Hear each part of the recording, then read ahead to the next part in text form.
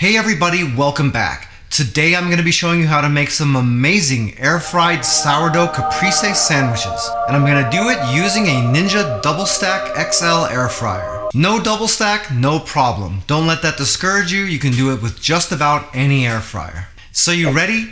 Let's get into this. For this recipe, we're going to need some Campari tomatoes, a little bit of fresh basil, butter, a little bit of ground pepper, some avocado oil, a tiny bit of light Caesar dressing, one medium-sized avocado, a little bit of fresh mozzarella. A lot of times this is sold sliced just like this. It makes it a little bit easier for you. And last but not least, a little bit of sourdough bread. If you'd like to make this recipe, all the ingredients and measurements are down in the description of the video, along with the calorie count, the protein, the carbs, and the fat. The first thing we'll do is prepare our ingredients, and we're going to start with the basil. If you don't know how to properly slice basil, it's really easy. All you gotta do is pick those leaves one at a time, and we're just gonna stack them right on top of each other, just like this.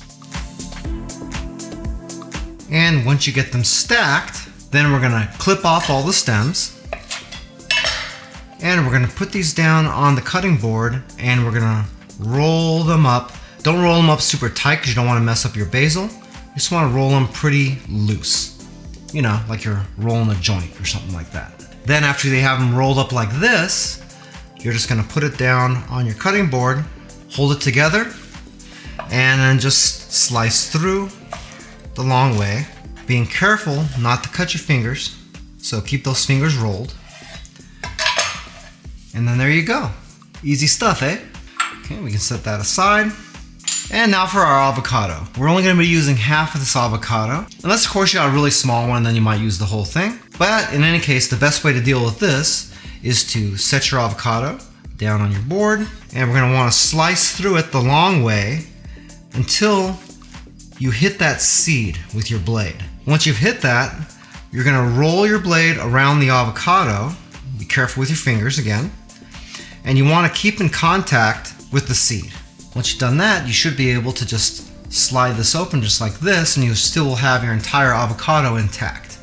Now, all you've got to do is use your knife, just kind of stab the pit right there, and you can twist it and pull it right out of your avocado.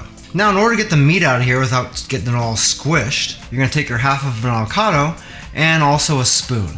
You can see how the avocado is curving this way, and you got the spoon set up so it can curve the same way. That's how we're going to carve this out. So we're going to start at the very tip here. Just dig the edge of the spoon just in there right against the skin. And you're going to want to just sort of jam this through, following right along the skin of the avocado, keeping that as close as possible and rotating it back and forth. That way you don't get it all messed up or broken. And eventually you're going to get to the other end of this avocado, and then the whole thing will just come out just like that.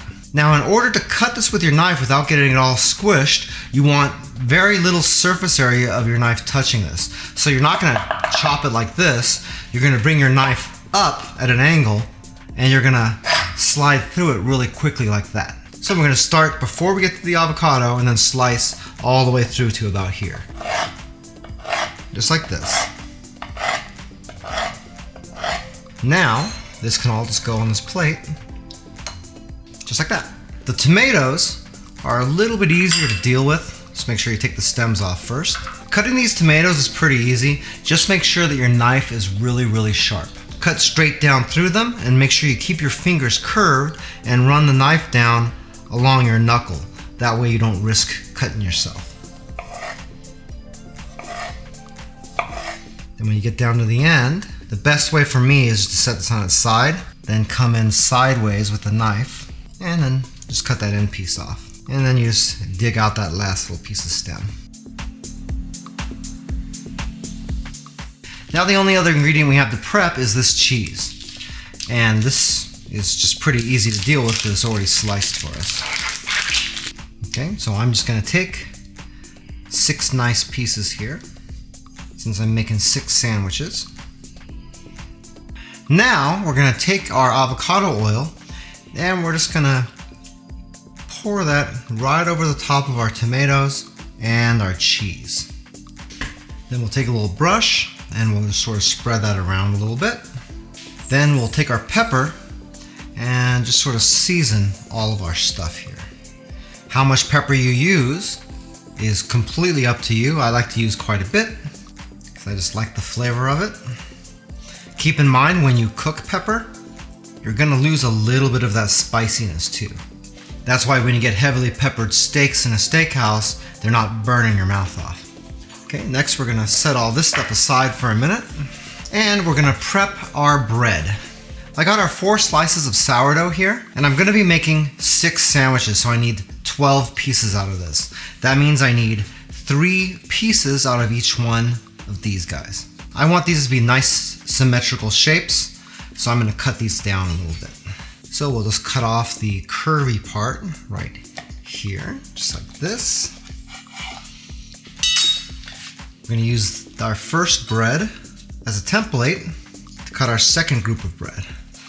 It's kind of nicer when you use bread from the middle of your loaf, that way they're all kind of the same size. Don't worry about this extra bread that I got left over, it's not getting wasted. This is going to the Chew crew. Don't know who that is? Gonna find out in a minute.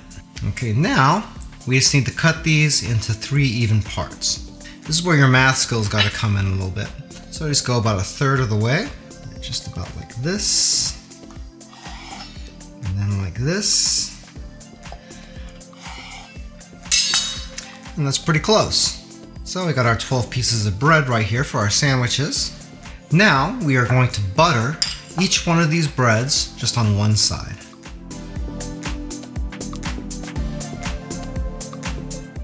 And they should end up looking a little something like that. This is the Chew crew. You guys ready? Let's go. That's a bean. That's a bean. That's a moo-moo. There's a dolly. Come on. There's a Chip.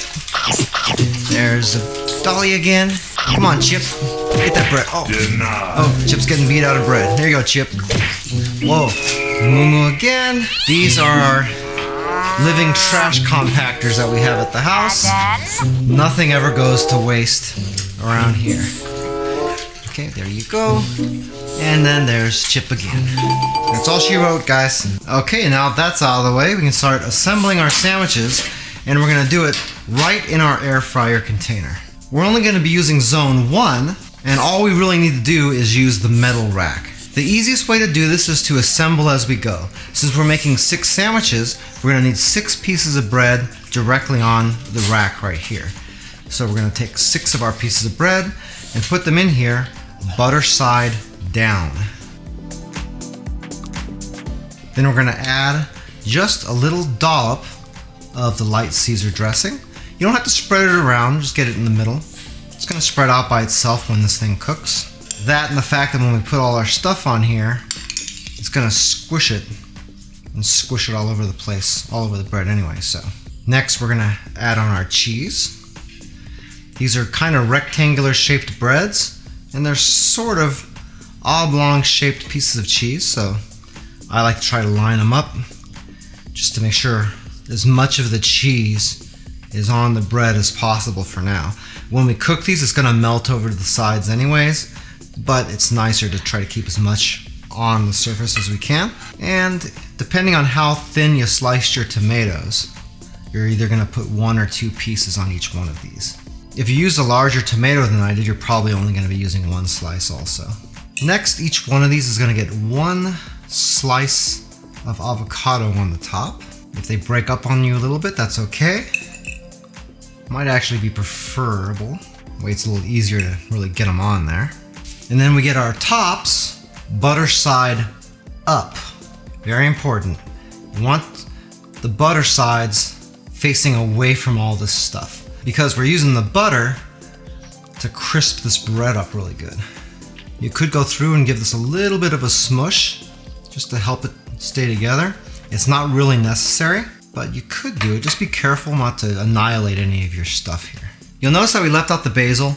This is a garnish. This goes on at the end. You do not want to cook the basil into the sandwich. It's just going to turn it brown and gross. This you just throw on when these are done at the end.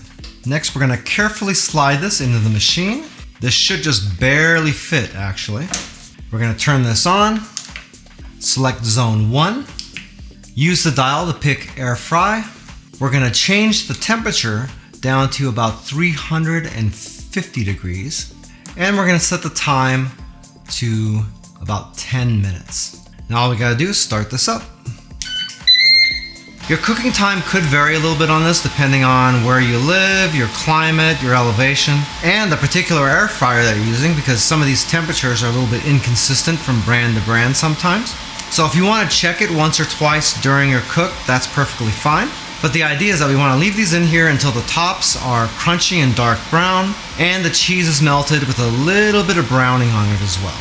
Hey, by the way, if this is your first time here and you want to learn some cool new recipes, get some great cooking tips and tricks and all sorts of other kitchen related things, then start now by subscribing to the channel and clicking the notification bell so you never miss a thing. Alright, let's see how these look. Just be careful when you open this up not to upset your sandwiches. And those are looking mighty good.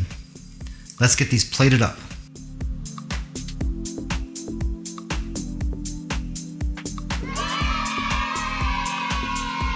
These little sandwiches are so good. I did kind of stray away from a traditional caprese with a couple of the ingredients, but trust me, it's totally worth it. You're gonna love it, I guarantee it. If you'd like a little bit more information about the Ninja Double Stack XL air fryer that I used in this video, I do have an Amazon affiliate link to it down in the description.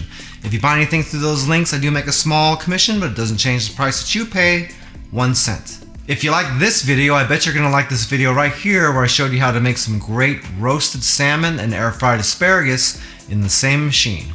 That's a super easy, fast, and delicious meal, and I think you're really gonna like it. Well, that's it for now. I hope to see you back again here really soon, and until that time, I'm Joe, and I hope you have a phenomenal day. Take it easy.